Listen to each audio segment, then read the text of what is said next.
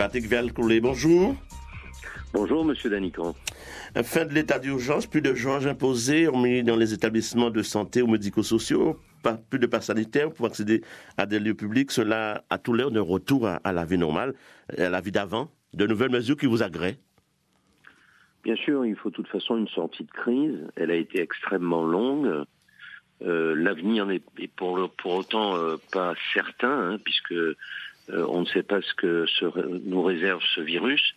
Mais c'est de bonnes nouvelles. Je note qu'il reste tout de même un test au départ de Paris pour tous ceux qui veulent venir en Guadeloupe, ce qui reste un frein, bien sûr, naturellement, pour les passagers et le trafic aérien. Des mesures attendues, voulues par le grand public, mais il y a un risque, il existe, c'est le relâchement incontrôlé qui déboucherait sur un regain de l'épidémie, et quand le virus est toujours là, il circule. Oui, bien sûr, mais vous savez, au bout de 2 ans, il y a forcément un relâchement. Je note que certains souhaitent garder leur masque, d'autres pas, que de toute façon la population aspire à un retour à la vie normale. Et vous savez, si vous mettez des contraintes que plus personne ne respecte, ou tout au moins ceux qui veulent bien, ça crée une société à 2 vitesses, des frustrations, du non-respect de la loi, des non-condamnations pour ceux qui ne la respectent pas, et au final, ça ne ressemble plus à rien. Donc je crois que nous devons, à partir de maintenant, apprendre à vivre avec un virus qui s'est invité dans notre vie et s'adapter en fonction de la gravité du virus, c'est-à-dire au final du nombre de personnes qui viennent aux urgences et qui sont dans un état, dans une situation qui engage leur vitalité. De nouvelles mesures qui tombent maintenant, ça nous a tout l'air d'un aux urnes citoyen. Oui, moi j'ai pas ce sentiment, vous savez, je l'ai entendu comme vous.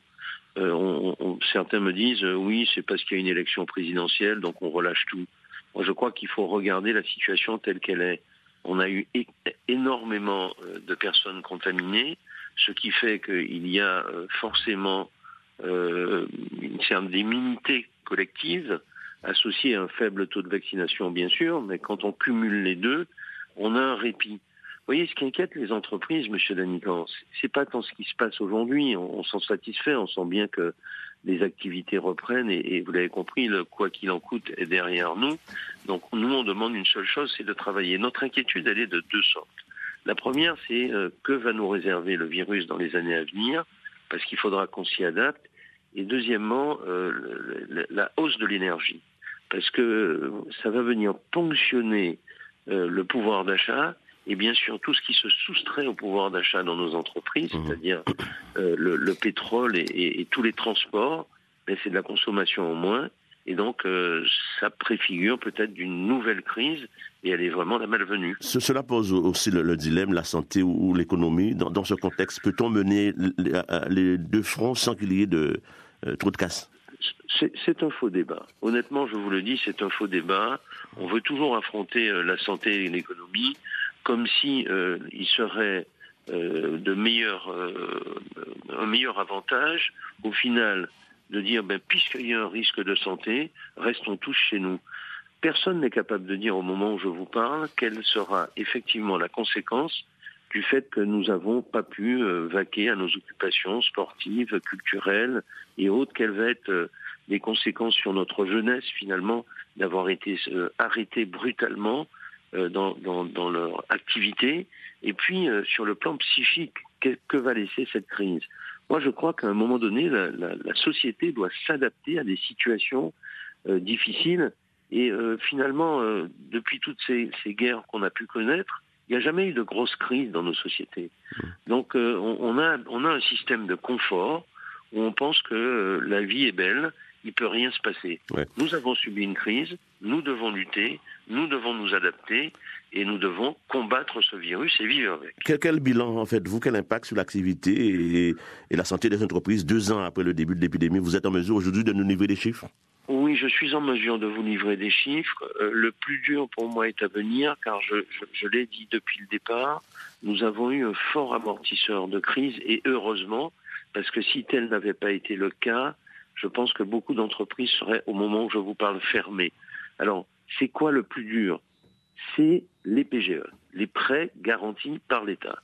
Les entreprises en ont consommé presque 800 millions d'euros en Guadeloupe et il va falloir rembourser ces PGE.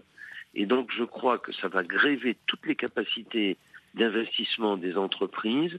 Certains ne pourront pas rembourser, donc vont être tout simplement en cessation, en défaut de paiement. Et puis, il y a aussi les fonds propres. Pour les auditeurs, les fonds propres, c'est que vous devez avoir dans vos entreprises des capitaux positifs. Or, les pertes sont venues imputer ces capitaux positifs. Et quand vous êtes en situation négative, l'accès aux prêts, les fournisseurs, la garantie des fournisseurs n'est plus possible. Donc pour moi, le plus dur est à venir. Et vous aurez deux types d'entreprises, celles qui pourront payer et celles qui ne pourront pas payer, et malheureusement, qui vont mettre la clé sous la porte, c'est-à-dire qu'elles vont tout simplement mourir du Covid. Très bien. Tout à fait autre chose. Et là, on parle de rapprochement, voire une fusion entre Corsair et Air Austral, avec Nicolas Sarkozy comme probable dirigeant. Info, Intox. Vous savez, les gens, il y a beaucoup d'élucubrations sur la place de Nicolas Sarkozy dans un projet qui est réel, c'est-à-dire celui d'essayer de sortir deux compagnies pour lesquelles nous nous sommes rapprochés, c'est-à-dire Air Austral et Corsair, dans le cadre d'une JV que nous n'avons pas pu mettre en place au moment où je vous parle.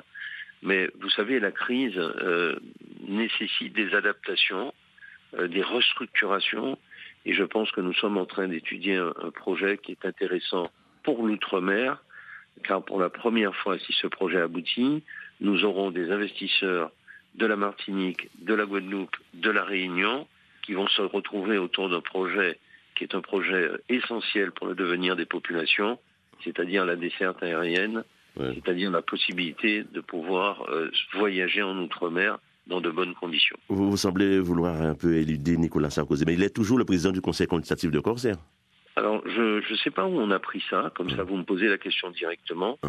Je vous confirme que M. Nicolas Sarkozy n'est pas président d'aucun comité de Corsair. Si c'était votre question, je pense que ma réponse est on ne peut plus claire. Très bien. Patrick Vial-Collet, merci. Bonne journée. Bonne journée.